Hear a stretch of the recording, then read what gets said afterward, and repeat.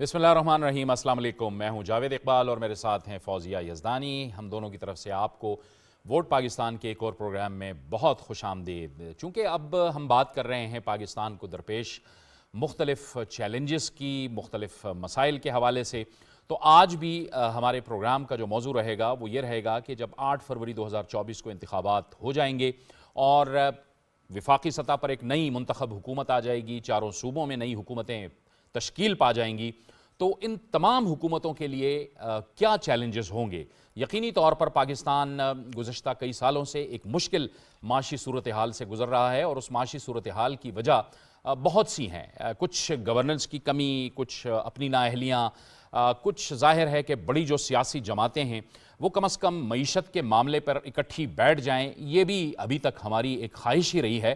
अगरचे कि कुछ आसार दिखाई देते हैं कि शायद इन इंतखाबात के बाद जब मामलात इस्तेहकाम की जानिब जाएंगे, सियासी इस्तेहकाम आएगा, तो माशी इस्तेहकाम के लिए भी ये तमाम सियासी जमातें अपना किरदार अदा करेंगी। लेकिन पाकिस्तान को जो दरपेश बड़े मसाइल हैं उसमें पाकिस्तान की आबादी का जो मसला है ये बहुत बड़ा मसला है। बड़ी तेज़ी के साथ आबादी बढ़ती चली जा रही है और उसका फिर ज़ाहिर है कि बराह रास्त असर होता है पाकिस्तान की माशी सूरत हाल पर भी।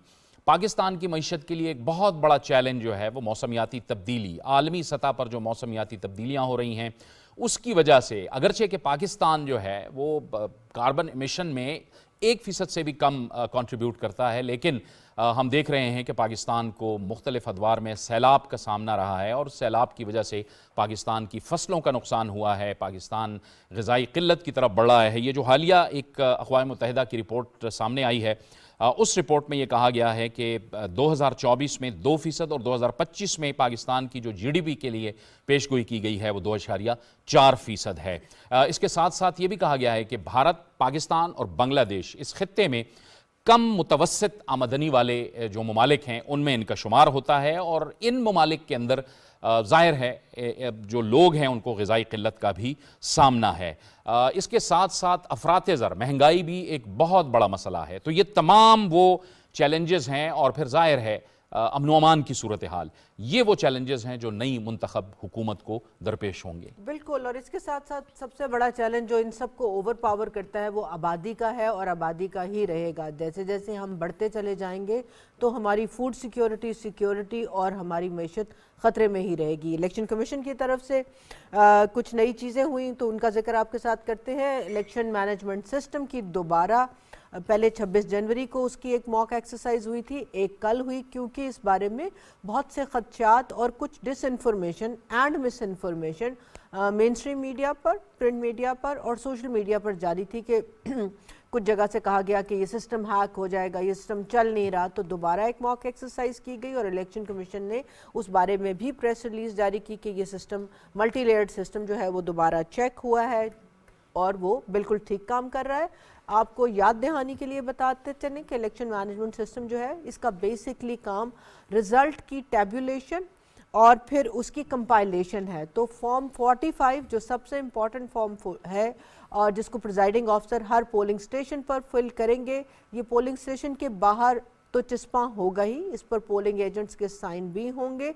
इसकी तस्वीर प्रिजाइडिंग ऑफिसर जहां पर वो मौजूद होंगे पोलिंग स्टेशन के अंदर से वो लेकर ऐप में स्टोर करेंगे, चाहे वो अपलोड हो जाए या वो वैसे ले आए, और वो जियो टैग्ड होगी और टाइम स्टैम्प्ड होगी। जियो टैग होने का फ़ायदा ये होगा क्योंकि पोलिंग स्टेशंस की लोकेशंस भी जियो टैग्ड हैं, तो जब ऐप में वो तस्वीर भी जियो टैग होगी तो ये डबल कॉन्फर्मेशन होगी कि प्रिजाइडिंग ऑफिसर उस वक्त पोलिंग स्टेशन के अंदर मौजूद था।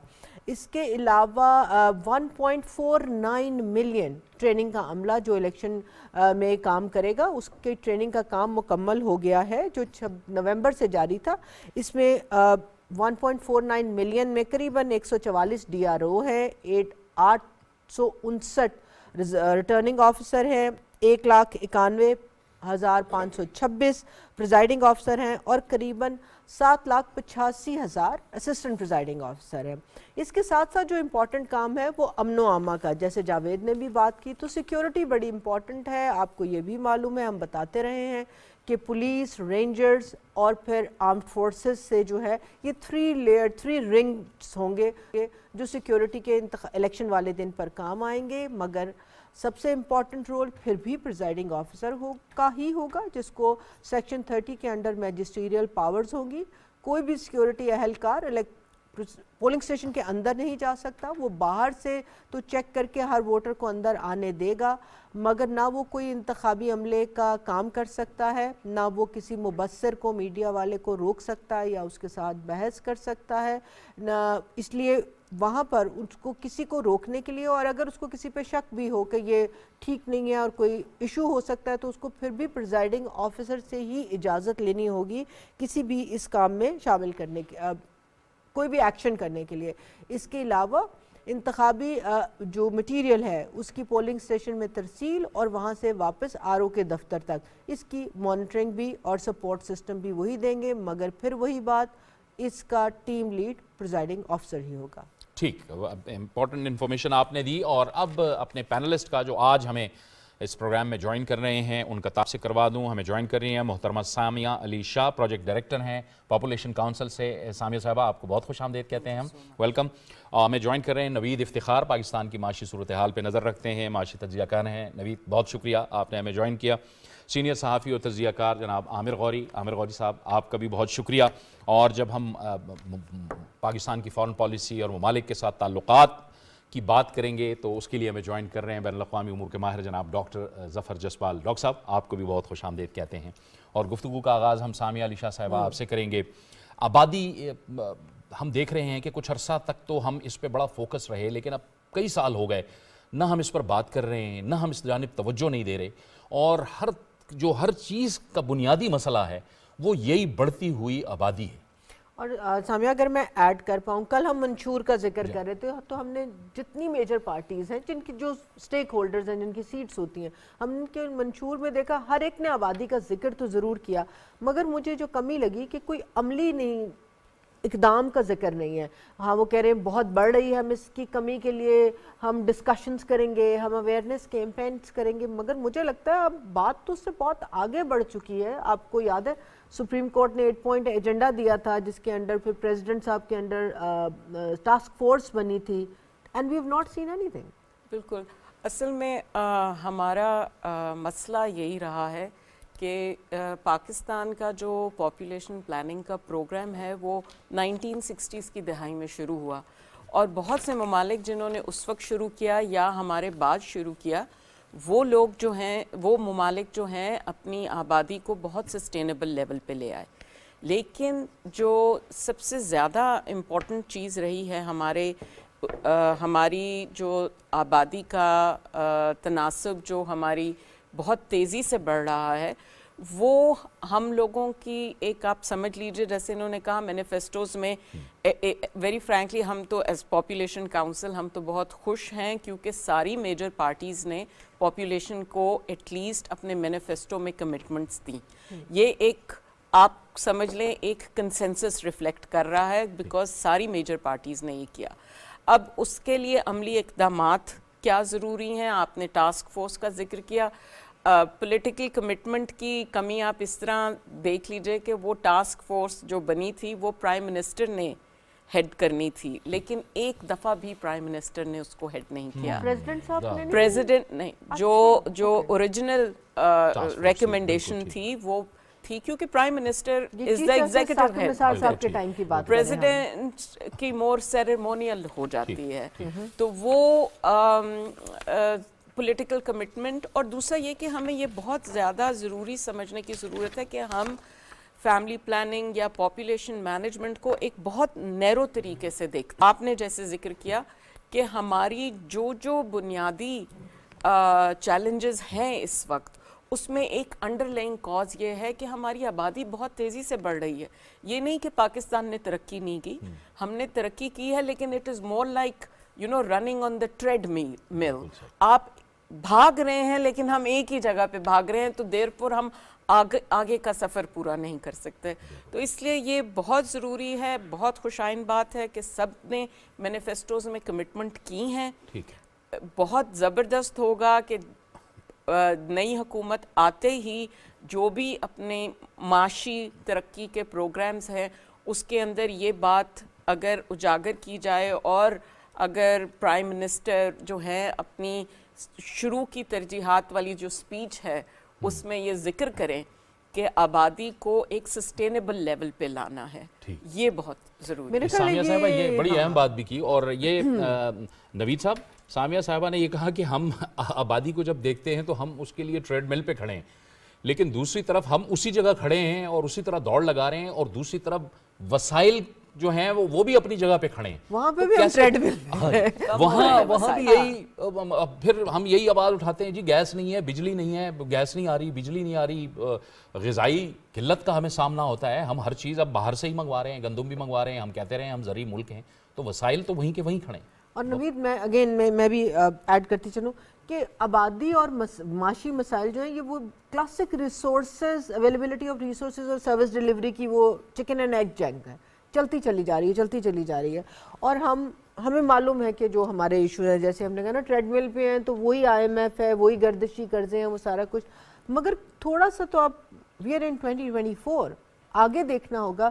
کیا آپ کو لگتا ہے کہ ہماری اکانومی میں یا ہمارے ملک میں بالکل بھی جان نہیں ہے جو پروڈکٹیوٹی کو یا انکم جنریشن، ریونیو جنریشن کو کوئی جمپ دے سکے؟ کب تک لوگ ریاست کی طرف سے نوکریاں، روزگار کو دیکھتے رہیں گے، اور especially with youth in front of us? So آپ نے بڑی اچھی بات کی۔ ایکچولی میں اکثر یہ کہتا ہوں کہ پاکستان میں ہم مسائل کا ذکر زیادہ کرتے ہیں، اپرچونٹیز کا ذکر کم کرتے ہیں۔ آن اے لائٹر نوٹ میں اس کی مثال ایک دیتا ہوتا ہوں اکثر کہ پاکستانی بہت زیادہ ایک کتاب پڑھتے ہیں، وائی نیشنز فیل، تو میں کہتا ہوں کہ people in Pakistan don't read why nation succeed. بالکل تو ایکچولی کنسٹرینٹس تو دنیا کا کوئی ایسا ملک نہیں ہے جو مسائل آپ نے بتائے ہیں، اگر اس کو یہ نہیں ہے تو کوئی اور مسائل ہے، ٹھیک ہے؟ تو مسئلہ یہ ہے کہ ہم اپرچونٹیز کے بارے میں نہیں سوچتے، اور اس کو میں اکثر کہتا ہوں کہ جو ہے وہ ایکسپینڈنگ اکنامک ایکٹیویٹیز۔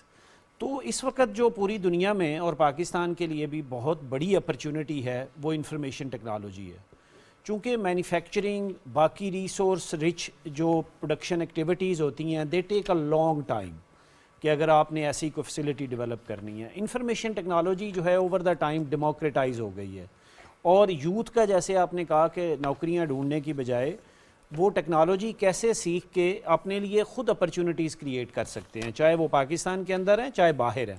تو یہ انفارمیشن ٹیکنالوجی موونگ فارورڈ، اگر ہم اس کی بات کریں کہ نئی گورنمنٹ کو کن اقدامات کرنے چاہیے، تو میری نظر میں انفارمیشن ٹیکنالوجی، اور دوسری چیز جو ہے وہ ہمارے سٹیز ہیں۔ تو میں پہلے انفارمیشن ٹیکنالوجی پہ بات کرتا ہوں، اس میں 4 امپورٹنٹ باتیں ہیں۔ نمبر 1، پاکستان میں اس وقت بھی انٹرنیٹ کی فراہمی جو ہے وہ بہت کم ہے، اور انٹرنیٹ کو جو ہے وہ آپ کو ایسے ہی سمجھنا پڑے گا جیسے ایکسیس ٹو الیکٹریسٹی ہے۔ کسی دور میں ہم نے کہا گاؤں گاؤں بجلی پہنچاؤ، پرابیبلی آج ٹائم آ گیا ہے کہ گاؤں گاؤں انٹرنیٹ پہنچاؤ، اور انٹرنیٹ کی کوالٹی، سپیڈ، افورڈیبلٹی، تو یہ بڑا امپورٹنٹ ہے۔ ابھی بھی پاکستان کے ایک میجر، اگر آپ بڑے شہروں سے باہر نکل جائیں تو انٹرنیٹ کی کوالٹی اچھی نہیں ہے، ایکسپینسو بہت ہے، تو ہمیں انٹرنیٹ کے انفراسٹرکچر پہ توجہ دینی ہوگی۔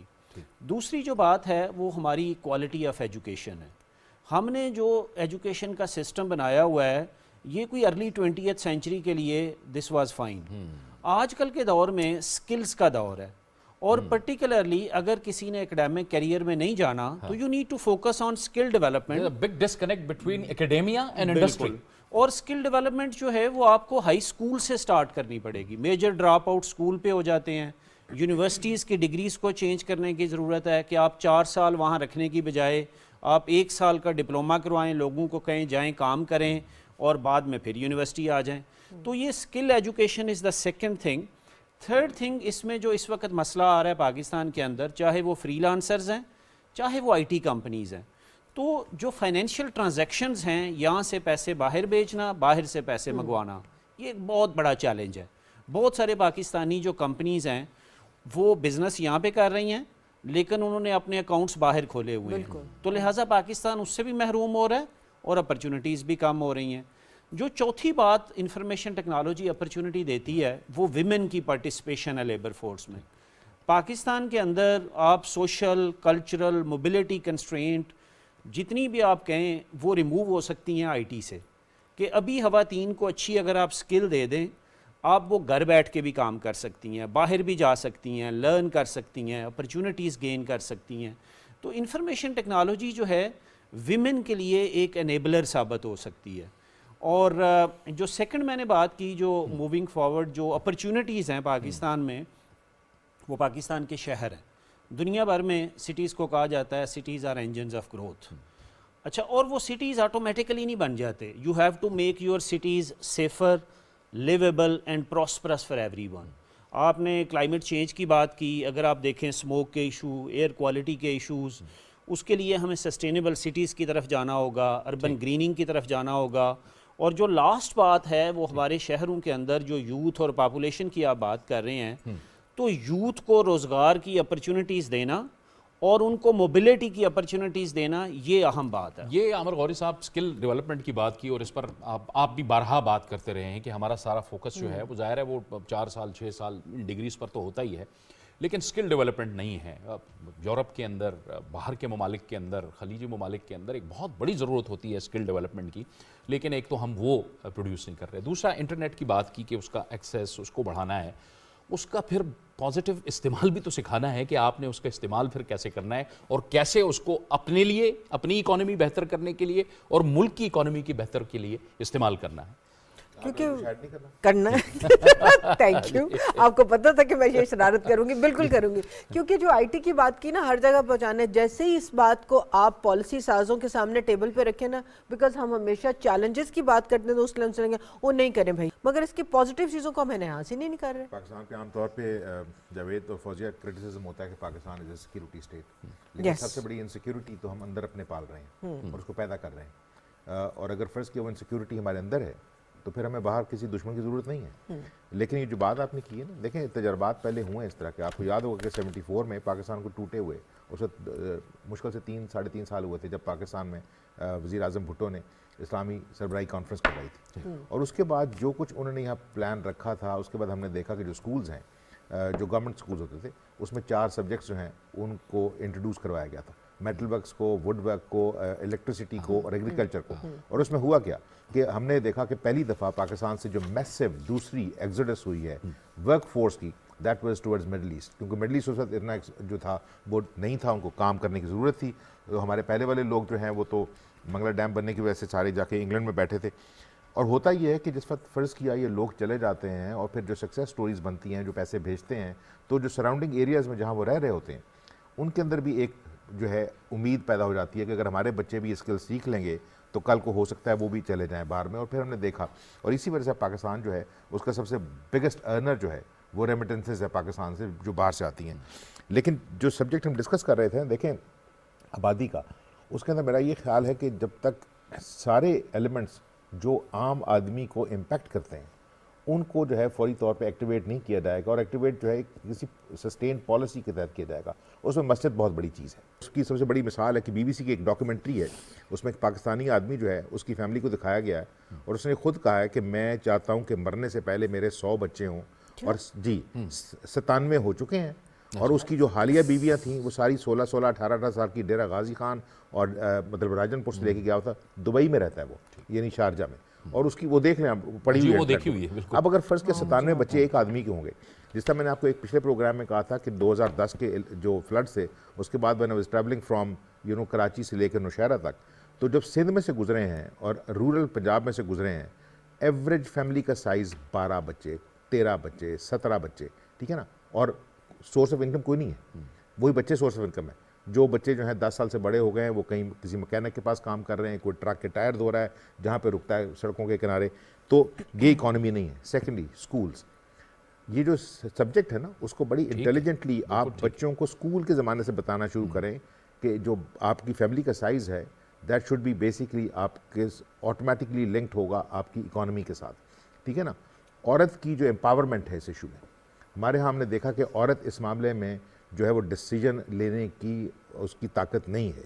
یہ جو فیملیز ہیں ان کی ایکسپینشن جو ہے it is largely driven through مین.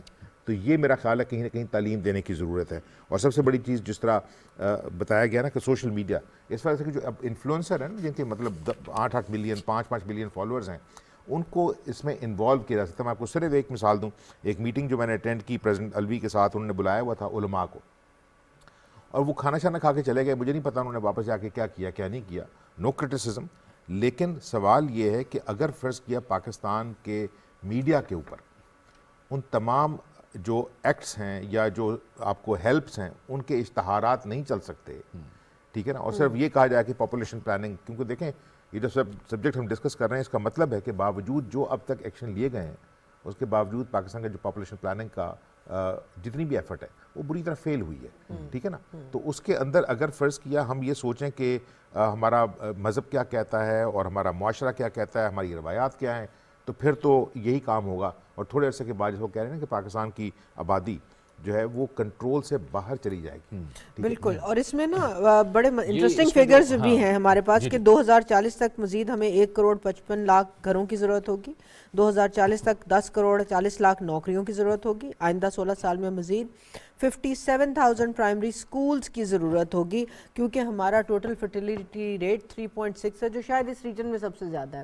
ہاں آئیں گے آپ، یہ جو نکات اٹھائے ہیں سامیہ صاحبہ آپ کی طرف اس کو لے کے آئیں گے، لیکن ڈاکٹر صاحب کو بھی گفتگو میں شامل کرتے ہیں. ڈاکٹر صاحب، پاکستان اپنی آپشنز تو دیکھ رہا ہے، آپ جو ریجنل جو ہمارا الائنمنٹ ہے یا ہمارے جو تعلقات ہیں اور امیڈیٹ پڑوسی ممالک کے ساتھ جو ہمارے تعلقات ہیں یہ بھی بڑا میٹر کرتے ہیں، پاکستان کی اکانومی کو کنٹریبیوٹ کرتے ہیں. آپ سمجھتے ہیں کہ نئی حکومت جب آئے گی تو اس کے لیے یہ ایک چیلنج ہوگا جن حالات سے ہم حالیہ گزرے ہیں اپنے پڑوسی ممالک کے ساتھ تعلقات میں؟ افغانستان سے بھی ہمیں ایک مسلسل ایک تھریٹ ہے دہشت گردی کی شکل میں، وہ سرزمین استعمال ہو رہی ہے. پھر ایران کے ساتھ بھی چلیں بہتر ہوا کہ ہمارے معاملات بہتر ہو گئے.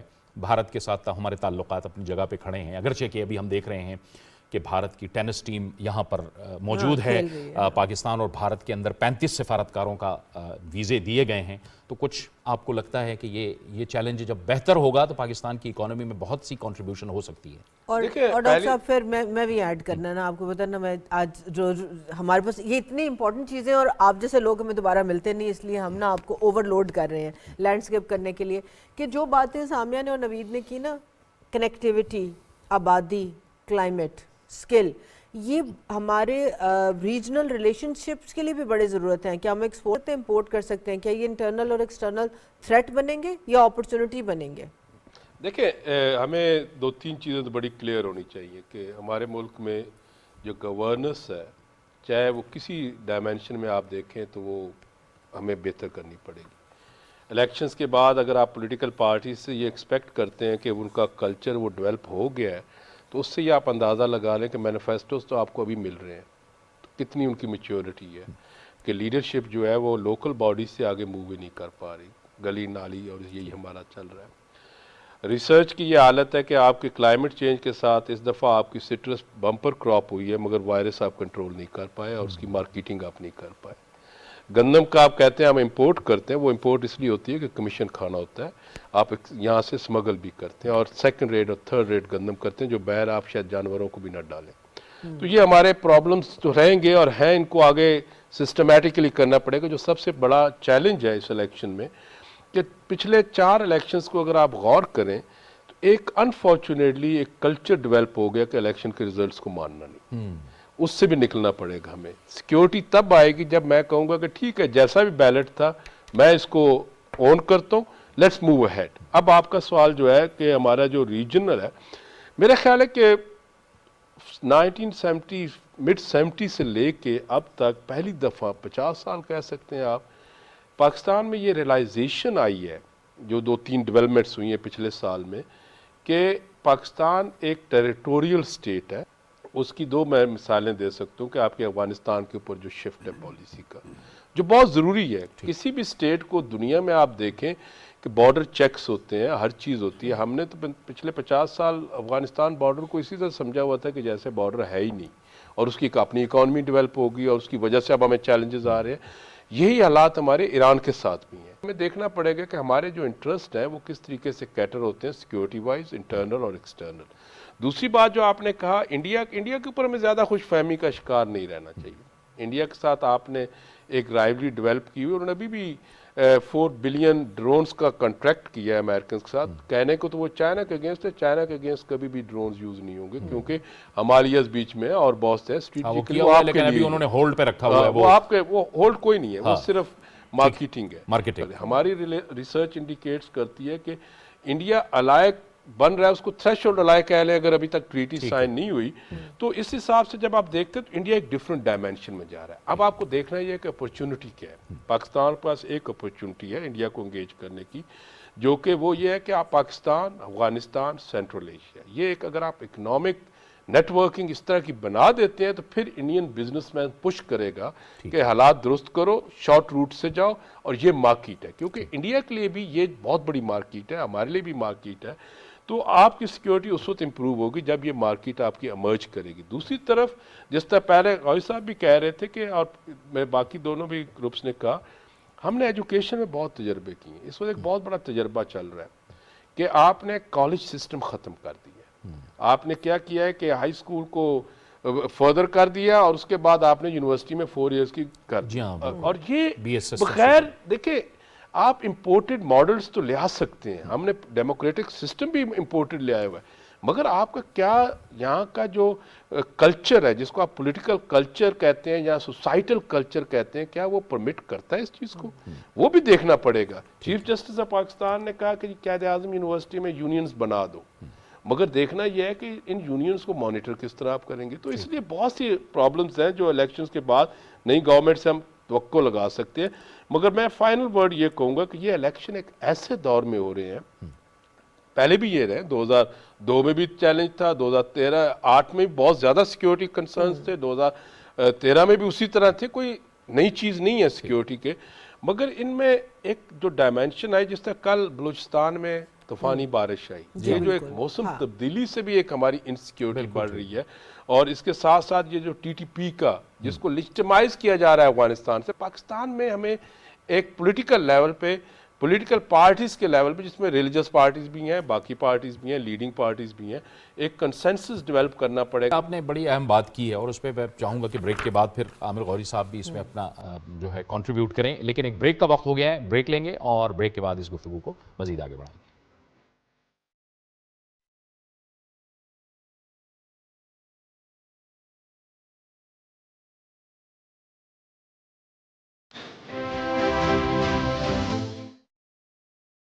हुकूमत पंजाब की जानिब से आम इंतखाबात को पुरअमन बनाने के लिए खुसूसी इक़दाम सूबा भर में दफा 144 का नफाज, जिसके तहत असलहा की नुमाइश, असलहा लहराने और हवाई फायरिंग पर मुकम्मल पाबंदी आयद है। इलेक्शन कमीशन ऑफ पाकिस्तान के ज़ाब्ता इखलाक की पासदारी यकीनी बना। खबरदार, खिलाफ वर्जी की सूरत में सख्त कानूनी कार्रवाई अमल में लाई जाएगी। याद रहे, खिलाफ वर्जी की सूरत में 15 या कंट्रोल रूम नंबर पर इत्तला दें। महकमा दाखिला, हुकूमत पंजाब।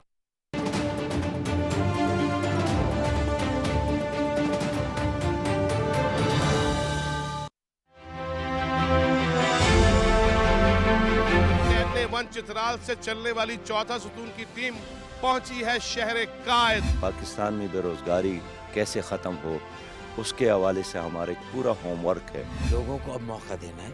लोगों का एतमाद बुरी तरह से मुतज़लज़ल हुआ है सियासी जमातों पर। सारे मसलों को एड्रेस करने के लिए हम मैदान में उतरे हैं और इस मैदान को इंशाअल्लाह ताला मेरे अल्लाह ने चाहा तो हम फतह भी करेंगे। बिलावल साहब का नारा जो इस दफ़ा है इलेक्शन में, वो ये है, चुनो नई सोच को।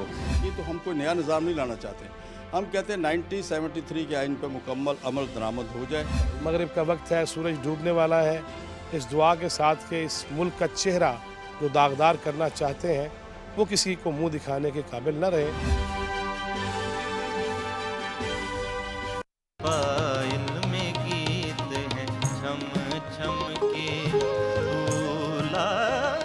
चलेरी गुरी थम थम के पायल में गीत है छम छम के।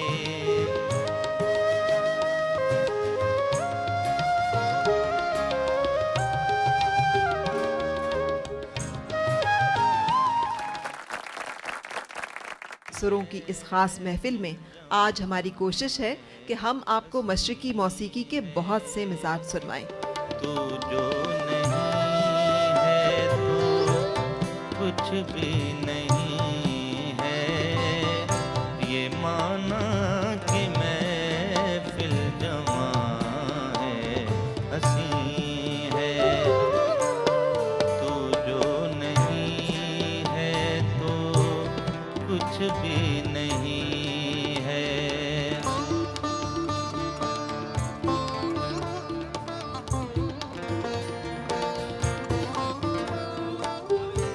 मौसीकी, शायरी और दीगर असनाफ की ऐसी महफिलें हमेशा PTV सजाता रहा है और आइंदा भी ये बज़माराई होती रहेगी।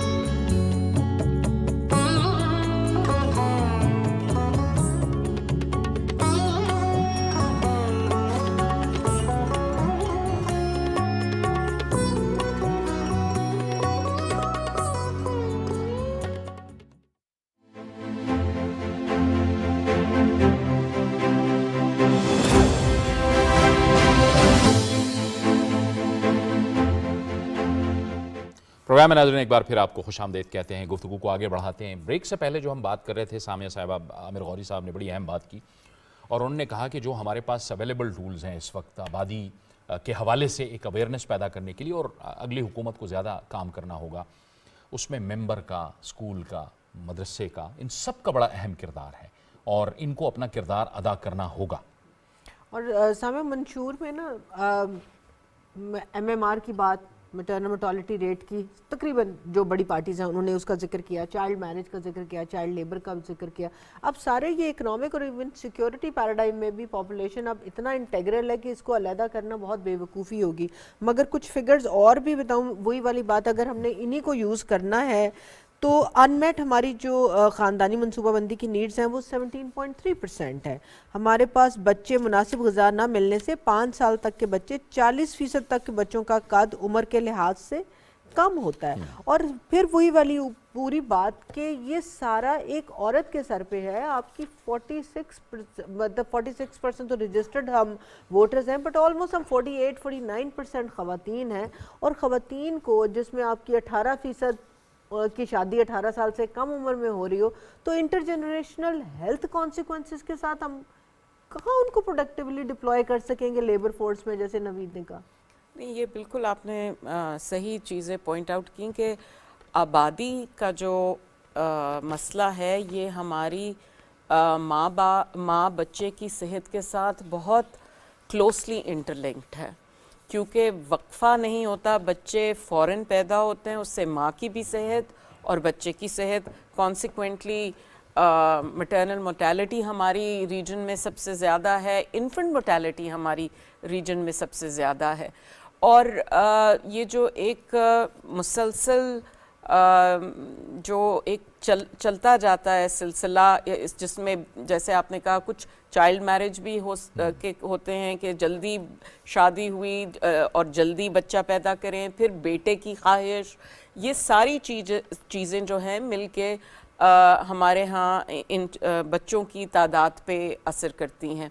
लेकिन मैं इस पे जो अभी उलमा इकराम की बात हुई उसमें मैं ये ज़रूर कहना चाहूँगी कि उलमा को, जैसे आपने कहा कि हमें उनको एज एलाइज लेके चलना है, और उसमें एक बात जो आई थिंक जो पुराना हमारा बयानिया था ना, 2 बच्चे खुशहाल घराना, 2 बच्चे ही अच्छे, वो हमारी मजहबी और सोशल इक़दार से जेल इन नहीं करता था, बिकॉज नहीं पसंद करते लोग बताएं, और जो पढ़े लिखे लोग भी हैं वो भी ये कहते हैं कि स्टेट का रोल नहीं है बताना कि हमारे 2 होंगे या 3 होंगे बच्चे।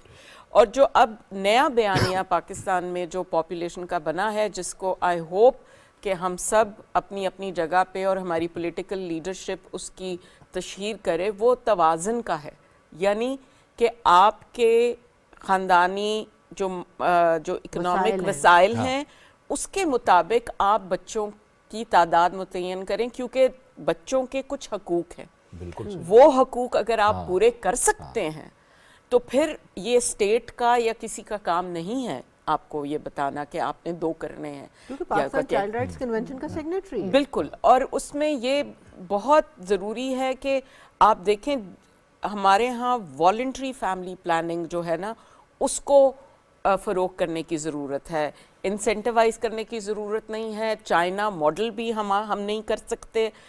ईरान एक बहुत अच्छी एग्जाम्पल है हमारे सामने, जिन्होंने वॉलंटरी फैमिली प्लानिंग की और उन्होंने बेसिकली कम्युनिटीज़ में जाके, जो कि हमारा एक लेडी हेल्थ वर्कर्स का बड़ा अच्छा प्रोग्राम था, वो लेडी हेल्थ वर्कर्स कंसीव ही फैमिली प्लानिंग के लिए हुआ था, लेकिन अनफॉर्चुनेटली हमारी जो भी गवर्नेंस के चैलेंजेस होते हैं, उस LHW को हमने एक और 1000 चीज़ों से न्यूट्रिशन भी वही करेगी, पोलियो भी वही करेगी, हर चीज़ वो तो फैमिली प्लानिंग उसकी प्रायोरिटीज से बहुत नीचे चला गया।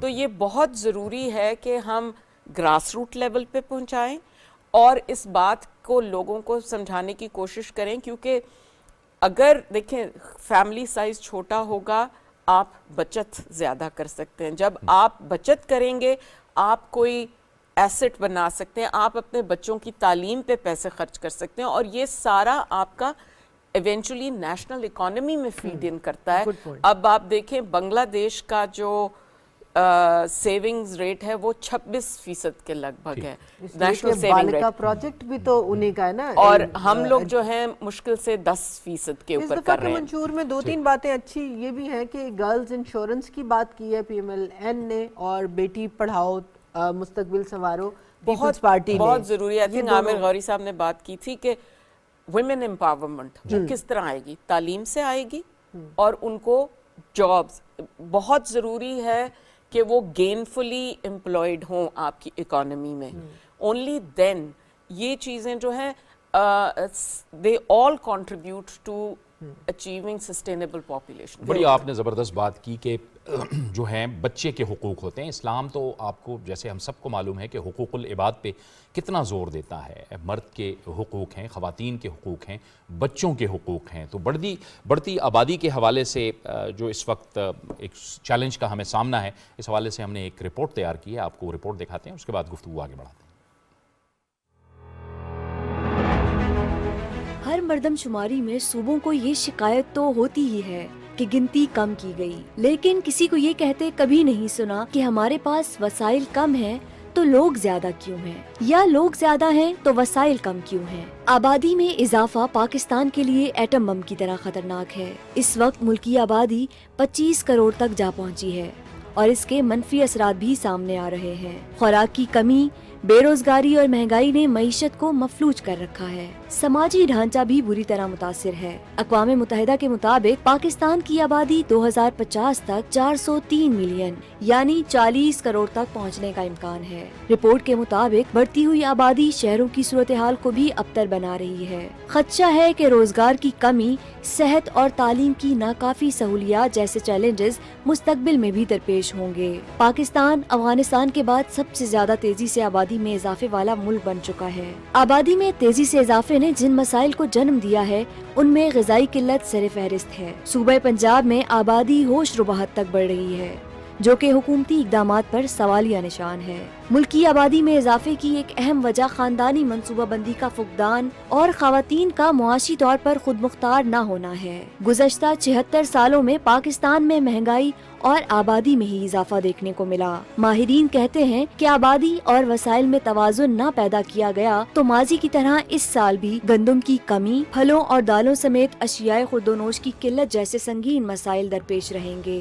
सवाल ये है कि तेजी से बढ़ती आबादी को रोकने के लिए आखिर क्या करना होगा। रिपोर्ट आपने देखी और जो हम बात कर रहे थे, ज़ाहिर है पाकिस्तान की माशी सूरत हाल की बात कर रहे हैं और पाकिस्तान में जो अमन व अमान की सूरत हाल। अब नवीद साहब, मैं आमिर गौरी साहब आपकी तरफ आता हूँ, लेकिन नवीद साहब ज़ाहिर है कि माशी इस्तेहकाम के लिए सियासी इस्तेहकाम और फिर अमन व अमान बड़ा ज़रूरी है, क्योंकि सरमायाकार, इन्वेस्टर, बैरूनी इन्वेस्टर्स, FDI, ये सारा उस वक्त ही मुमकिन होता है जब मुल्क के अंदर माहौल बेहतर होता है। आपको लगता है कि ये भी एक बहुत बड़ा चैलेंज होगा? और जिस तरफ डॉक्टर जसपाल साहब ने भी इशारा किया कि ग्रोइंग जो थ्रेट है इस वक्त हमारे लिए वो अमन व अमान के लिए तो हैं, वाक़यात हो रहे हैं, लेकिन शुक्र अल्हम्दुलिल्लाह हम इलेक्शंस में भी जा रहे हैं और इंशाअल्लाह इलेक्शन कमीशन ऑफ पाकिस्तान और पाकिस्तान की तमाम जो सिक्योरिटी फोर्सेस हैं, सिविल आर्म फोर्सेस हैं, उन्होंने ये अज़म किया है कि हर सूरत हम मुमकिन बनाएंगे कि इसको अमन व अमान की बेहतर सूरत हाल हो और हम इलेक्शन की तरफ जाएँ। और फिर वही, क्योंकि मैंने आज हर सवाल में ऐड करना है, हम हमेशा कहते हैं कि क्या हमारी इकोनॉमी के पास जो लोकल है उसके पास गुंजाइश है कि वो अपवर्ड उसको फेंके और वो सर्कुलेशन में आए। तो अगर अभी हम इंतखाबी अमल को ही देखें तो there is lot of money in to play. आपने मुहिम चलानी हो तो there is money in play, जो ज़ाहिर है बहुत सी जगहों पर जनरेट कर रही है, मगर ये हमें बाद में क्यों नज़र नहीं आती? बाद में हम क्यों इसको रियल एस्टेट के साथ लिंक कर देते हैं या इस तरह की अदर है? और दूसरी बात, इस पर भी कमेंट कीजिए कि जो डिमोनेटाइजेशन की बात अभी चल रही है फिर दोबारा, where would it take the new government? बिल्कुल ठीक है। सो 2-3 बातें हैं। आपने पॉपुलेशन, پیس، اسٹیبلٹی، پولیٹیکل اور سوشل ایشوز پہ بات کی، تو ان سب کے اندر جو مرکزی نقطہ ہے نا وہ ہماری یوتھ ہے. اور پاکستان کی جو میڈین ایج ہے وہ 23 ایئرس کے اراؤنڈ ہے. اٹ مینس کہ 50% آبادی جو ہے وہ 23 سالوں سے نیچے ہے ابھی. تو جتنے مسائل کی آج آپ بات کر رہے ہیں یہ بے شمار گنا جو ہے نا وہ بڑھنے والے ہیں. اور اصل مسئلہ جو ہمیں نظر نہیں آ رہا کہ اگلے 15 سے 20 سالوں میں یہ جو سارے لوگ ہیں انہوں نے لیبر فورس میں آنا ہے، ایجوکیشنل انسٹیٹیوشنز میں آنا ہے، شہروں میں آنا ہے، چونکہ ایگریکلچر سے جابس ختم ہو جائیں گی، کم ہو جائیں گی جابس ٹیکنالوجی میکنائزیشن کی وجہ سے. تو ویئر از آور پلان؟ آپ نے ابھی بات کر رہے تھے کہ سارے منشور جو ہے یہ منشور جو ہیں بڑے عرصے سے بڑی بڑی باتیں کر دیتے ہیں، لیکن ایکچولی ان چیزوں کو کرنا کیا ہے؟ مطلب کہیں گے ہم یوتھ کے لیے کارڈ دے دیں گے، ہم یوتھ کے لیے سپورٹس کرائیں گے، یہ کرائیں گے، وہ کرائیں گے. لیکن میں اکثر ایک بات پہ صرف ہائی لائٹ کرتا ہوں کہ اسلام آباد میں کوئی 30 سے زیادہ یونیورسٹیز ہیں پبلک اور پرائیویٹ. ایک بھی جگہ ڈیزگنیٹڈ نہیں ہے کہ یہ پرائیویٹ ہاسٹلز کے لیے ہے. ٹھیک ہے، اچھا اب جو لوگ ہاسٹلز میں نہیں رہتے انہوں نے کہیں رہنا ہے، وہ جہاں رہتے ہیں کوئی ان کو کرائے پہ دینے کو تیار نہیں ہوتا. اور ساری پارٹیز یوتھ کا نام لیں گی لیکن اسلام آباد پورے میں یوتھ کے لیے آج تک کوئی، اور خواتین کی باتیں کریں گے، آپ خواتین کے لیے ہاسٹلز بتا دیں کتنے ہیں. آپ خواتین بھی چھوڑیں، آپ جو ہے middle class, lower middle class کے وہ لوگ جو جابز بھی اچھی کر رہے ہیں ان کے لیے ڈیسنٹ ہاؤسنگ نہیں ہے. تو لہٰذا یوتھ کی جو constructive economic, social, political engagement جو ہے وہ بڑی ضروری ہے ان سارے مسائل کو حل کرنے کے لیے.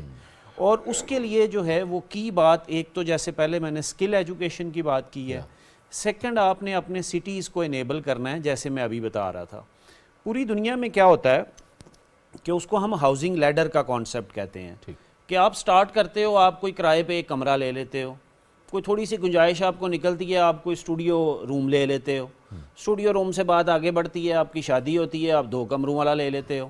اچھا یہاں پر یہ ہے کہ ڈائریکٹ جمپ ماریں کارنر پلاٹ پہ، اور وہ کارنر پلاٹ جو ہے وہ آپ نے ریٹائر ہونا ہے تب جا کے پیسے ملنے ہیں، تب آپ کو ملنا ہے. اچھا بیچ میں اور کسی کو کوئی پرواہ نہیں ہے اس سارے ایشو کی، یوتھ کی جو ہے کہ ان کو بڑے بڑے بنگلے نہیں چاہیے بھائی، ان کو جو ہے وہ چھوٹے اپارٹمنٹس چاہیے.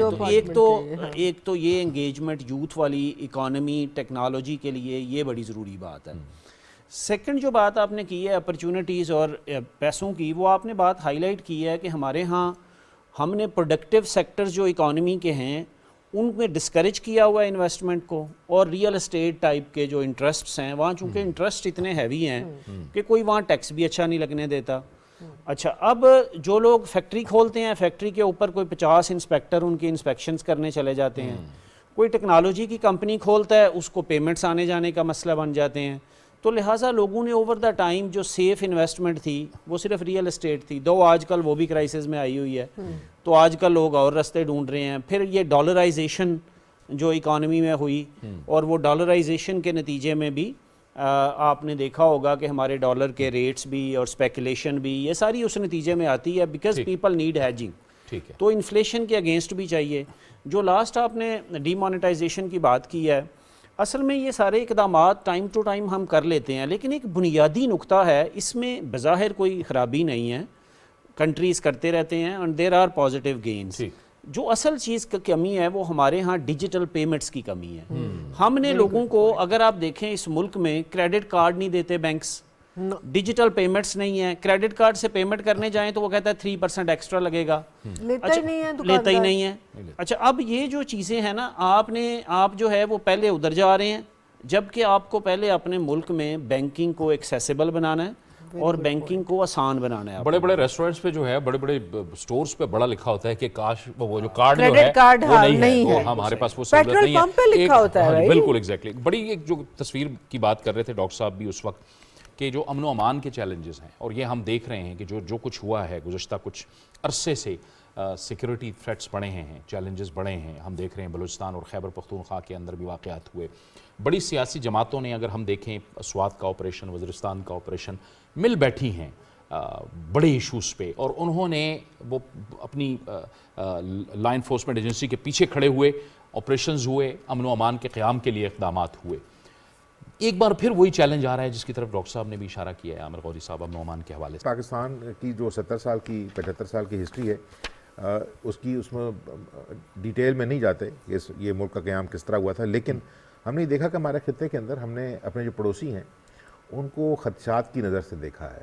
ہمارا جو لینس ہے وہ خطرات والا لینس ہے کہ یہ سارے لوگ جو ہے نا، یہ پتہ نہیں ہمارے دوست ہیں یا نہیں، یہ مطلب بات تو نہیں کرنا چاہ رہے ہیں۔ ہم نے ان کو امکانات کے حوالے سے نہیں دیکھا، اور جیسے میں نے پچھلے پروگرامز میں بھی کہا تھا کہ دیکھیں کوئی ملک جو ہے وہ اس وقت تک ترقی نہیں کرے گا جب تک وہ اپنی ریجنل اکانومی سے نہیں جڑا ہوا، اور انہوں نے بھی ہمارے ساتھ کو اچھا نہیں کیا۔ نہیں، بالکل نہیں کریں گے۔ میں یہ الزام نہیں دے رہا کہ ہم کر رہے ہیں، مطلب شرارتی ہم ہیں، لیکن دیکھیں نا، ہم نے تو روس کو نہیں کہا تھا کہ وہ افغانستان میں گھس جائے، ٹھیک ہے، ہم نے تو نہیں کہا تھا ایران سے کہ وہ جا کے ایمبیسی جلا دے امریکہ کی، اور اس کے بعد جو ہے 40-50 سال سے جو ہے وہ سینکشنز کا شکار رہے۔ ہندوستان کے ساتھ تو جو ہے وہ مطلب جو ہندوستان ہمارے ساتھ کرتا رہا ہے، تو پھر ہم نے کچھ نہ کچھ تو جواب دینا تھا نا۔ بالکل۔ اچھا، چائنا اگر فرض کیا کہیں لینڈنگ ہینڈ بڑھا رہا تھا تو ہم نے یہ سوچتے ہوئے کہ چونکہ ہماری بیوروکریسی ساری جو ہے، یعنی مارشل بیوروکریسی بھی اور سول بیوروکریسی بھی، اس کی ٹریننگ چونکہ ہوتی رہی بہت عرصے تک ویسٹرن ایجوکیشن انسٹیٹیوشنز میں، تو وہ ایک سمبیوٹک ریلیشن شپ بن گیا۔ تو ہم نے کہا کہ نہیں، ہمارا چونکہ دوست امریکہ ہے، چائنا کو ہم نے اس طرح ایکسپلور نہیں کیا۔ جب کرنے کی کوشش بھی ہوئی پچھلے 6-7 سال میں، جو ہم نے سی پیک کا نام سنا ہے، تو اس کو پتہ لگا کہ جو ہے وہ بریکس لگی ہیں۔ ہم نہیں کہتے کہ کس کے کہنے پہ لگی ہیں، لیکن اگر آپ دیکھیں جو پاکستان کی جو ٹریڈ ہے انڈیا کے ساتھ، چائنا کے ساتھ، افغانستان کے ساتھ اور ایران کے ساتھ، وہ اتنی ابسمل ہے کہ مطلب اس طرح لگتا ہے جس طرح ہم نے چائے اور پتی اور گڑ کا کھوکھا کھولا ہوا ہے تو وہ گزرتا ہوا آدمی ہمارے سے چیز لے کے جائے۔ We are not producing anything which is substantial. مطلب 75 سال کے بعد بھی اگر ہماری جو ساری کی ساری انڈسٹری ہے وہ 60% جو ہے وہ کاٹن، یہ کاٹن ڈیریویٹیوز ہیں، ایگریکلچر بیسڈ ہے، اور جو ہم بات بھی کر رہے ہیں نا کہ جی فوڈ پروسیسنگ کریں، پھلوں کو سنبھالیں، سبزیاں، کوئی ایسی چیز نہیں ہے کہ مطلب ایپل جو ہے $3 ٹریلین کی کمپنی ہے، ٹھیک ہے نا، پاکستان جیسے کئی ملک خرید سکتی ہے۔ دوسری طرف سے جو ہم لینا چاہتے ہیں، اب جس طرح ہم نے ڈسکس کیا تھا، ایران سے ہمیں ٹریڈ امریکہ نہیں کرنے دے رہا، ٹھیک ہے نا، اگر ایک فرض کے واحد افغانستان سیٹل ڈاؤن ہی نہیں ہو رہا، حالانکہ ہماری بڑی اپرچونٹی تھی کہ اگر فرض کیا وہاں جنگ ختم ہو گئی ہے اور ایسے لوگ وہاں چلے گئے ہیں جو بہت عرصے تک جن کو ہم سپورٹ کرتے رہے ہیں، تو technically there is an opportunity, اس کے اندر جو پرابلمز ہیں اس کے اوپر بیٹھ کے بات کی جا سکتی ہے۔ دین وہ ایک غریب ملک ہے، بھوکا ملک ہے، 40-50 سال سے جنگ کا مطلب تباہ شدہ ملک ہے، تو ہمارے لیے بہت ساری اپرچونیٹیز ہیں۔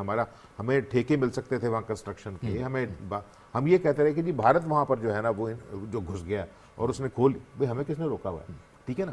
اور فرض کیا بھارت جو ہے اگر وہ ہمارا سانس جو ہے وہ بند کرنا چاہ رہا ہے تو اس کا یہ مطلب نہیں ہے کہ باقی 3 طرف سے ہمیں سانس نہیں آئے گا، ٹھیک ہے نا۔ لیکن جس طرح جسپال بھی کہہ رہے تھے نا کہ دیکھیں سوچنا پڑے گا ہمیں آگے کے لیے، آج کے لیے نہیں، اور اس میں جو ہے اس کو خطے کو کھولنا پڑے گا۔ یہ جو بات کر رہے تھے نا، ذرا کوئکلی آپ کو میں کوئکلی ختم کر رہا ہوں اس کو، کہ اگر فرض کیا جتنا تھوڑا بہت بزنس ہے پاکستان کی، جتنی بڑی مارکیٹس ہیں کراچی میں، لاہور میں، یہاں پہ آپ جا کے دیکھیں، وہ کیش کا کاروبار کر رہی ہیں، وہ بتانا نہیں چاہتی ریاست کو کہ ہم پیسہ کماتے کتنا ہے، پتہ تو لگ جاتا ہے جب 9 گاڑیاں باہر کھڑی ہوئی ہیں تو پتہ لگ جاتا ہے کہ کاروبار چل رہا ہے۔ سوال یہ ہے کہ اگر جب پاکستان کے ارباب اختیار یہ کہیں کہ لوگ ٹیکس دیتے نہیں ہیں، بھائی ریاست ٹیکس لیتی ہے، لوگ ٹیکس نہیں دیتے۔ اگر آپ کی ابیلٹی نہیں ہے کسی فائنینشیل ٹرانزیکشن کو پتہ کرنے کی، اور ایک کوئکلی بات، وہ جو بات کی بہت امپورٹنٹ ہے کہ جو ہماری سٹی اینڈ اربن پلاننگ ہے نا، اس کے اندر آپ کو وہ یونٹس بنانے پڑیں گے جو ورٹیکل یونٹس ہوں، جس کے اندر چھوٹے فلیٹس ہوں۔ اگر مثال دیں لنڈن کی، وہاں پہ جو 32 باروز ہیں لنڈن کی، اس میں ہر برو انڈیپینڈنٹ فیصلہ کرتی ہے کہ جو بلڈنگ نئی بنے گی پرائیویٹ، اس میں 30% جو ہے کوٹا وہ ریزرو کرے گا بنانے والا، کس کے لیے؟ ایسینشیل سروسز والوں کے لیے، نرسز کے لیے، پولیس والوں کے لیے، ٹیچرز کے لیے۔ یہ ہمارے ہاں اس طرح کی جو چیزیں اگر سیکھنی ہیں تو کوئی اچھی چیزیں سیکھیں، منصوبہ بندی، بالکل ٹھیک ہے، یہ سب کچھ کرنا پڑے گا۔ اور اس سے پہلے کہ ہم گفتگو کو آگے بڑھائیں، ہم شکریہ ادا کریں گے اس مرحلے پہ سامیہ علی شاہ صاحبہ کا کہ آپ ہمارے ساتھ گفتگو میں شامل رہیں۔ نوید افتخار صاحب، آپ کا بھی بہت بہت شکریہ۔ ایک بریک کی طرف جائیں گے، بریک لیں گے اور بریک کے بعد کچھ نئے مہمان ہمیں جوائن کریں گے۔